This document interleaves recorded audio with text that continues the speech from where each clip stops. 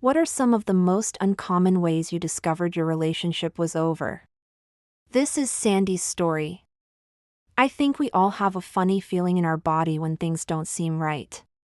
Many times we don't trust ourselves because either it would mean we are right, and that would lead to our worst fears being realized, or being wrong would still mean that we are right.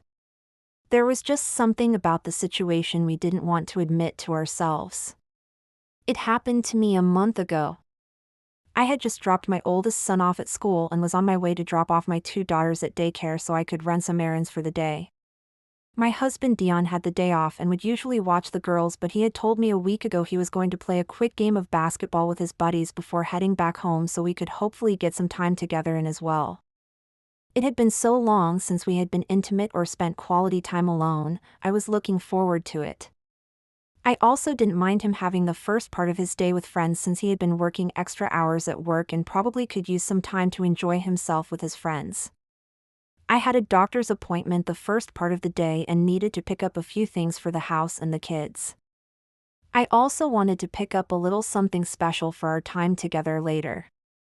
As I pulled up to the daycare, I realized I had left my daughter's bag at home and needed to turn around to go get it. It was one of those chaotic mornings where everything felt like it was happening out of order: missing diaper bag, last-minute permission slip, cereal on the floor. It just doesn't end in motherhood. It was a 20-minute drive back to the house and I reluctantly decided to turn around. Luckily, I got permission to leave the kids at daycare and bring the bag back so I could grab the bag and go. As I headed home, I called Dion to give him a heads up so that he could just bring the bag out to lessen the time. There was no answer.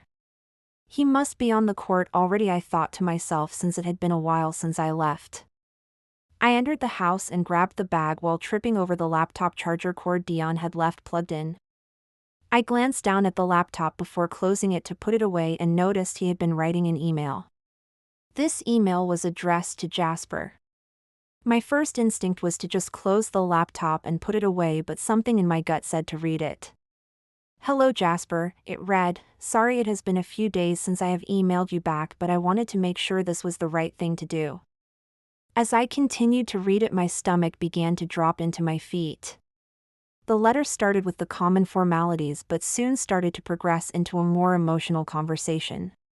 It wasn't a love letter in the romantic sense. It was more of an emotional journal entry. He'd apparently connected with this person in a sense that ran deeper than just a physical connection. It was deeply personal. He wrote to them about everything: his frustrations, his regrets, his fears, his dreams. He also wrote about her, his wife, too. But more like I was a memory and not a partner. Sometimes I feel like I'm just a ghost walking through my own life. He continued. "She's so good. So steady. But I don't even think she sees me anymore." I wanted to continue reading, but panic set in. The room became hazy and the words started to blur on the screen. I felt my heart start racing and I quickly went to his search bar and typed in Jasper's email. I found more emails, but oddly they all were in his drafts. They were all unsent, but they were real. Raw. Honest. In them, he said he'd never leave the marriage. That he had too much to lose. That he loved his children. That he respected his wife. But in the last draft, the one from 2 days ago, he said this: "I think the most painful thing is knowing the person I confide in, the person I feel seen by, isn't the person I share a home with." I suddenly felt rage take over my panic. It wasn't physical cheating. But it was something deeper. Secret. Carefully nurtured. And, in its own way, intimate betrayal. I stood in the kitchen, holding the diaper bag, reading the private emotional life of the man I thought I knew best, and realizing he had already left me in his heart. As I stood frozen, contemplating what to do next, my phone rang. I looked down at my screen and it read "My Dion Bear." My mind quickly started playing a game of rock, paper, scissors, weighing my options. Answer. and hit him hard as a rock with the facts. Answer. And tell him it was over, leave him guessing, cut him off with emotional scissors or paper. Play it safe, lay low and flat until I got more info. I almost choked on my words. Hello. Dion's voice pierced through my ears, his happiness grated on my nerves.